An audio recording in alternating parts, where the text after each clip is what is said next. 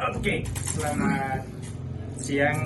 Ini saya Terence dari KDW Prodi Akuntansi 2019, dan ini teman saya Karel.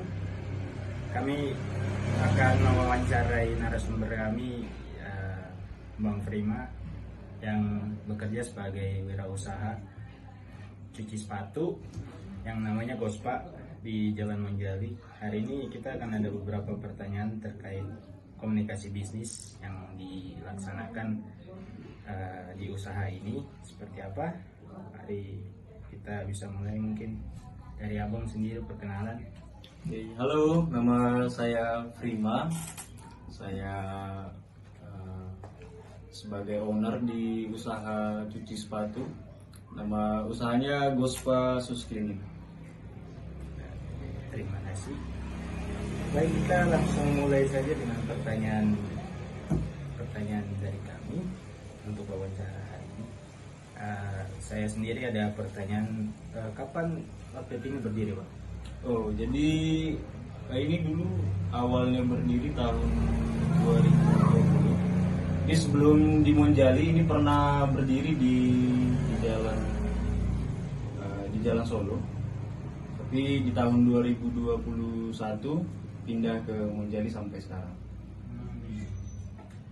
Jadi sekarang ada, dengar-dengar sekarang sudah ada 2 outlet.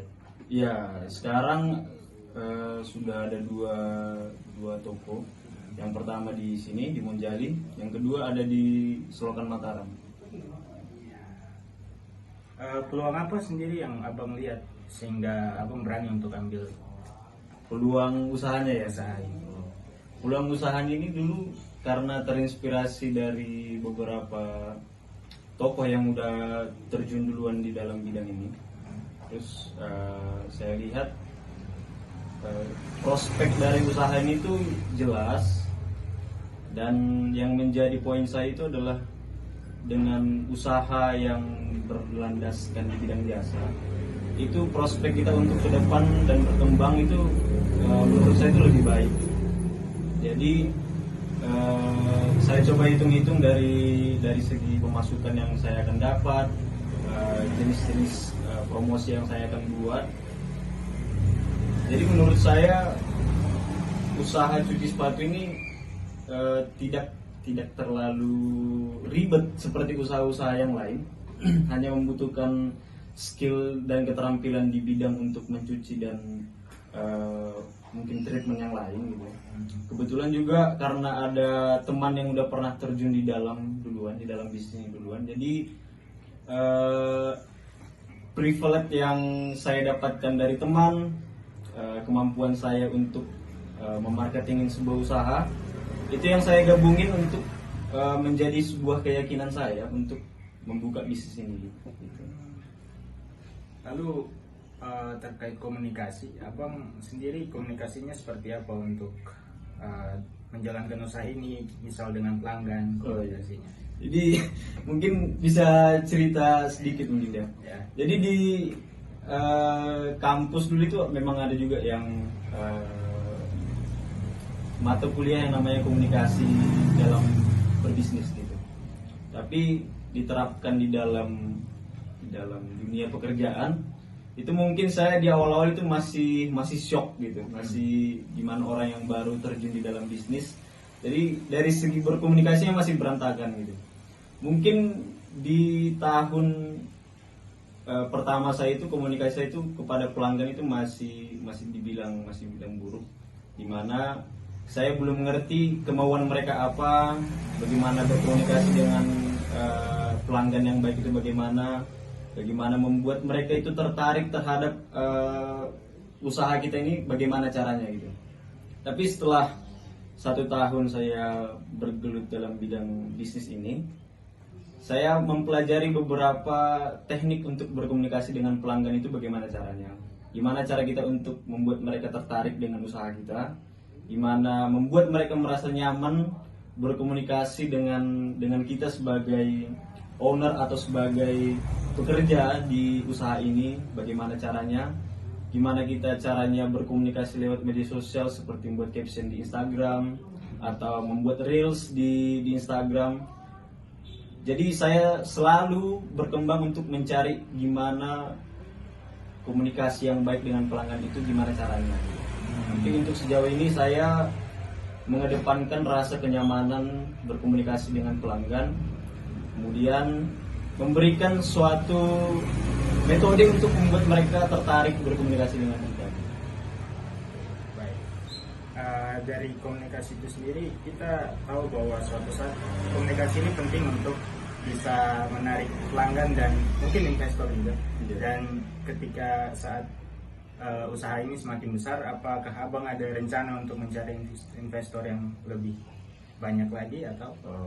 Jadi untuk informasi di usaha yang saya yang pertama ini pure dari dana pribadi. Kemudian di toko yang kedua yang baru saya dirikan, masih sekitar berapa bulan kemarin baru saya dirikan, itu dana pure dari investor. Jadi untuk berkomunikasi dengan investor itu menurut saya adalah yang pertama, gimana cara kita untuk memberikan rasa aman kepada investor terhadap prospek bisnis yang akan kita jalankan. Mulai dari menjelaskan dari hulu ke hilir bagaimana bisnis ini akan bergerak, kemudian memberikan ide terhadap perkembangan yang akan kita berikan kepada bisnis ini supaya menjadi pembeda atau menjadi daya tarik kepada pelanggan lain gitu. Jadi poinnya adalah gimana kita memberikan rasa nyaman kepada investor terhadap investasi uang yang mereka akan berikan kepada kita. Gimana kita menjalankan uang yang diberikan atau investasi yang diberikan oleh investor kepada kita. Kemudian apa ide yang akan kita berikan terhadap usaha bisnis yang kita jalankan ini sehingga menjadi pembeda dan menjadi daya tarik kepada konsumen. Selanjutnya kan usaha seperti ini kan tidak mungkin lepas dari yang namanya pelanggan ya, Bang. Iya. Lalu kendala dari berkomunikasi dengan pelanggan sendiri biasanya seperti apa? Biasanya kan kendala dalam berkomunikasi itu sepertinya karena gini ya, karena di usaha cuci sepatu ini kan range umur itu kan sangat-sangat jauh, mulai dari anak kecil sampai orang tua gitu. Jadi kendalanya itu adalah bagaimana kita memposisikan diri di saat customer kita itu adalah anak kecil, di saat customer kita itu adalah remaja atau orang tua bahkan yang sudah lanjut usia gitu. Jadi tantangannya menurut saya adalah gimana kita memposisikan diri untuk menjadi seorang pemberi informasi yang baik kepada pelanggan gitu. Berkaitan abang barusan bilang untuk memberikan informasi yang baik. Iya. Untuk memberikan informasi yang baik itu komunikasinya itu gimana supaya pelanggan itu jadi tertarik dengan menggunakan jasa toko abang? Yang pertama itu menggunakan kata-kata yang baik, itu yang pertama ya. Jadi kata-kata yang sopan. Kemudian poin saya itu adalah jangan sampai customer ini itu mentok di saat kita berbicara gitu. Maksudnya itu kita harus selalu memberikan opsi kepada mereka. Seperti contoh mereka menanyakan treatment apa yang paling baik gitu. Jadi mungkin kita bisa kasih referensi, kita bisa jelasin secara detail ini treatmentnya bagaimana. Jadi komunikasi yang seperti itu yang menurut saya komunikasi yang baik gitu. Jadi kita menjelaskan dari hulu sampai hilir resiko apa yang akan didapatkan, kemudian benefit apa yang akan didapatkan dari dia menggunakan treatment yang dia akan pilih gitu. Selanjutnya, jadi komunikasi tadi kan berbicara dengan yang baik. Nah, Iya. kan kadang-kadang ini tidak lepas dari pelanggan yang mungkin membuat kita merasa kesal sebagai Kadang-kadang. pengusaha. Ya, jadi komunikasi untuk mengatasi kekesalan itu gimana, Bang? Jadi yang pertama itu adalah membunuh rasa emosi terhadap kata-kata yang kurang baik. Jadi saya itu sudah ibaratnya itu kalau orang menggunakan kata-kata yang tidak baik dalam berkomunikasi untuk mencuci sepatu seperti itu.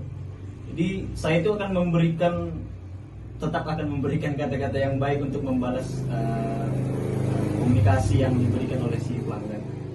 Mungkin bisa contohnya itu di saat dia ingin menanyakan treatment tapi menggunakan kata-kata yang tidak baik gitu, saya tetap akan menjelaskan menggunakan kata-kata yang baik, menjelaskan gimana treatmentnya, terus apa yang harus dilakukan, treatment apa yang paling baik untuk dia gitu. Jadi cara untuk mengatasi itu adalah tetap memberikan komunikasi yang baik kepada si pelanggan tanpa harus mengikuti kata-kata yang kurang baik dari dia gitu.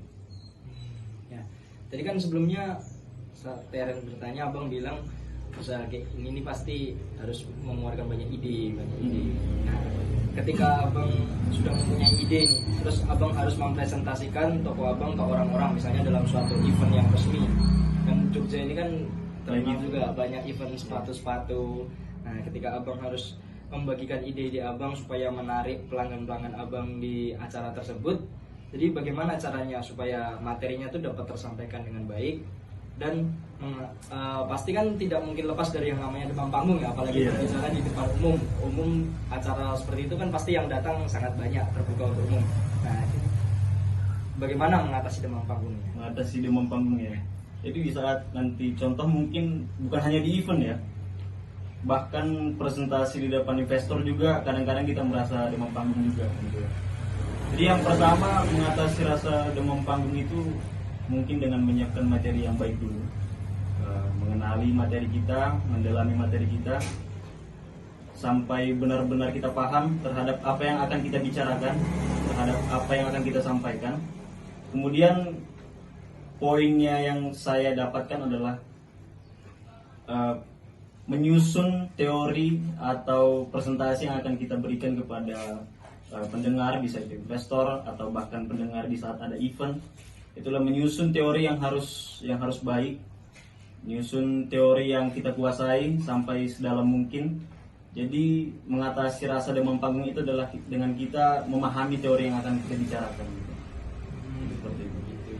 Jadi ketika kita paham dengan materi tersebut, maka kita akan menyampaikannya dengan mudah. Iya, di saat kita udah paham dengan teori yang akan kita presentasikan, dengan sendirinya nanti rasa percaya diri itu muncul gitu. Ya, mungkin sekian wawancara dari kami bang untuk terkait dengan keterampilan berkomunikasi. Ya mungkin mohon maaf jika kami ada satu terkata bahasa yang kurang berkenan. Ya, sama juga. Terima kasih sudah dikasih waktu juga untuk bicara langsung dengan ownernya. Ya. Saya juga kalau ada kata yang salah atau kata yang kurang mohon dimaafkan. Ya. Baik. Terima kasih bang. Ya. Selamat sore Bu, perkenalkan saya Alvin, teman saya Marlon. Bisa kami minta waktu sesuai Bu untuk saya mau bertanya Bu tentang dari toko Ibu sendiri itu kapan mulai? 9 tahun. Berarti dari 2009 tahun ya? 2013. Dari peluang apa sih yang Ibu lihat dari hingga berani membuka outlet ini? Ada peluang apa yang kira-kira? Karena itu berdasarkan pengalaman ya, toko-toko sudah. Nah kalau usaha laundry ini kan melayani konsumen, apa ya istilahnya jasa ya, usaha jasa. Jadi tidak terlalu kayak istilahnya modal awal itu menentukan modal awal itu awal-awal. Setelah itu kita nggak hanya perawatan aja, perawatan peralatan yang bukan cuci apa bersihkan. Jadi nggak butuh seperti kalau toko kelontong kan kita lakukannya seperti itu. Dan kita kan istilahnya jual jasa lah ya. Kalau dari komunikasi sendiri, komunikasi seperti apa yang kayak Ibu bangun untuk membangun usaha Ibu? Maksudnya untuk mempromosikan ke pelanggan. Pertama, kalau ibu memang terus terang ada map, di situ kan juga ada ulasan konsumen. Satu itu untuk memperluas pemasaran. Terus yang kedua, yang pasti semua usaha itu harus ramah. yang lain juga kita apa ya, menjaga kualitas. Menjaga kualitas. Menjaga kualitas itu penting sekali dan ramah gitu. Dari kalau ada nggak rencana ibu untuk kayak membangun cabang atau mencari investor itu bukan cabang baru gitu? Ada sih. Ada. Kayak gitu.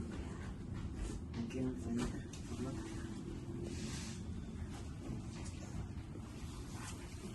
Ya baik Bu, saya mau bertanya mungkin kendala dalam berkomunikasi dengan pelanggan.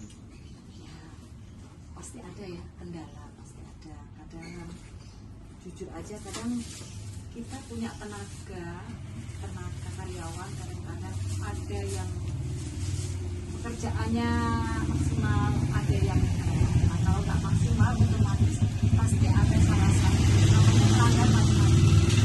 Pelanggan macam-macam, ada yang merasa kecewa, ada yang sedikit komplain atau gimana. Tapi dengan lapang hati kita terima masukan, kritikan, dan pasti ada. Jangan lupa permohonan maaf dengan konsumen, karena kalau kita berhadapan dengan konsumen, maaf, kata-kata maaf aja udah meluluhkan hati. Nah, itu biar orang itu nggak kapok. Kita dengan dalam berbahasa Iya, bisa. Itu juga itu kata yang halus, yang ramah lah, ya. komunikasi apa yang dilakukan untuk mencari pelanggan dari ibu untuk mencari pelanggan. Biasanya kalau untuk awal-awal kita ada awal kita ada brand, tapi setelah itu kita juga karena dari 9 tahun kita buka awal itu sampai sekarang harga per kilo di luar sudah naik-naik, tapi kami menjaga istilahnya sedikit tapi banyak pelanggan daripada kita naikkan tarifnya, tapi yang masuk itu kuncinya. Menurut ibu, bagaimana komunikasi yang baik dengan pelanggan? Ramah, sopan. Pelanggan itu kalau kita hafalin, mereka pasti, kalau orang Jawa itu tetap tulang. Kamu londi di mana? Di sana aja. Saya satu kos-kosan ya. Di sana aja. Itu wangi, rapi, wangi. Ah, gitu tuh kan. Dari situ kan kalau dengan ramah, dengan hasil kualitas yang kita jaga, pasti dari mulut ke mulut. Ya, jadi mungkin kita juga harus melakukan pelanggan sebagai raja ya. Iya. Seperti toko apa-apa tuh pembeli adalah raja. Ya, sama konsumen kita juga seperti itu. Jadi raja. Ya Bu, mungkin pertanyaan terakhir. Ini ketika ibu mempresentasikan usaha ibu ini ke orang lain dalam suatu acara formal, ini bagaimana cara ibu menyampaikan materi yang baik dan cara mengatasi demam panggung lah ketika berbicara di depan publik, biar mungkin tidak grogi begitu. Kalau itu tidak tadi, kebetulan kalau itu kan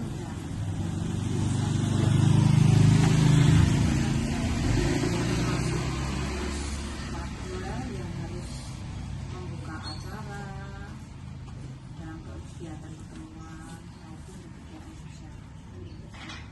Biasa Ada pengalaman lagi.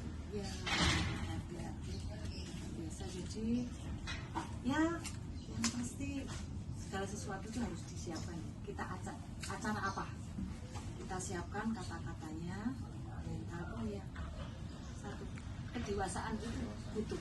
Kalau kita dewasa, apa ya, nek orang Jawa maaf temumo ya, kalau nggak ya kedewasaan itu aja. Nah, kita menghadapi forum, menghadapi banyak orang, itu kita itu yakin bahwa kita ini orang-orang kita yang jabatan kita mesti yakin aja, ini orang-orang kita, bukan orang lain, bukan orang asing. Gitu. Ibu, mungkin terima kasih. Sekian dari wawancara kami. Ya, semoga bermanfaat. Mas-masnya semoga Jadi untuk kuliah kan, untuk apa KKN atau apa ya, yang jadi nggak tahu.